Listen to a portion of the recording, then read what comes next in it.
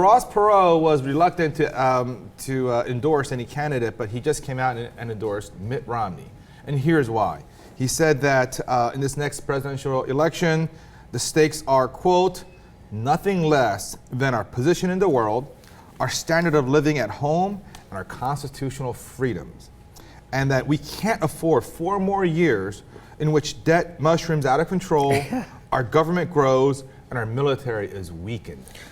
Which is why he's going to vote for Mitt Romney? Right. So just ignore reality, just invent this alternative reality and invent a character that you don't like, which is a guy who's weakening defense and overspending domestically. They have to invent that character. But you know what, Jimmy, it's really just incredibly amazing to me and shocking that a Texas billionaire would support Mitt Romney over Barack Obama. So as you can see, our military spending is plummeting. He's gutting. He's gutting it. Oh, he's really putting the military in a corner here. I mean, let's keep it here. Just look at that, okay? So in 2001, we're hit with 9/11. And in 2003, we are at war with Iraq. Now So we're at we're under $500 million in 2003. And now we're almost double that. You know that this chart does not include the war spending.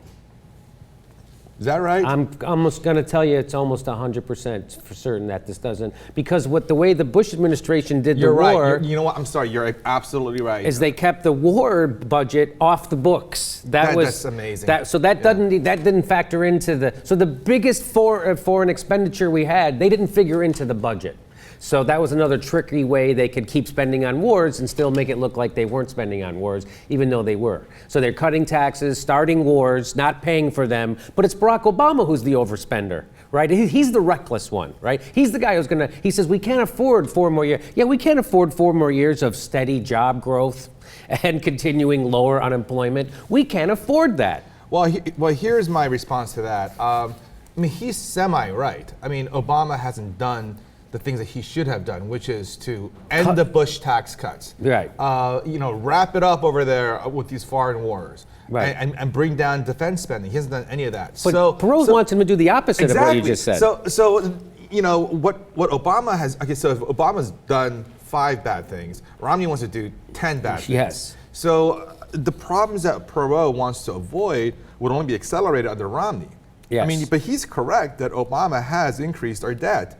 And partially because of the extension of the Bush tax cuts. Well, also, yes, there's that. And the debt has increased because when he got in office, there was a major fiscal calamity. The whole economy had cratered, so we had to do stimulus and spend to stimulate the economy, right. Which is what you do in times like this, which is what worked during the Great Depression. But for some reason, we don't want to look back towards history for our answers. We want to ignore that part of history, and people who don't ignore it, they rewrite it, right? So now the right wing has rewritten what got us out of the Depression in the 30s. They say it was World War II. Interestingly enough, that didn't happen until the 40s. So it was kind of amazing that we are pretending that the fiscal policy, which is Keynesian economics, demand side economics. We've tried supply side since Ronald Reagan, and this is where we are. Right? We're no more middle class, rich and poor.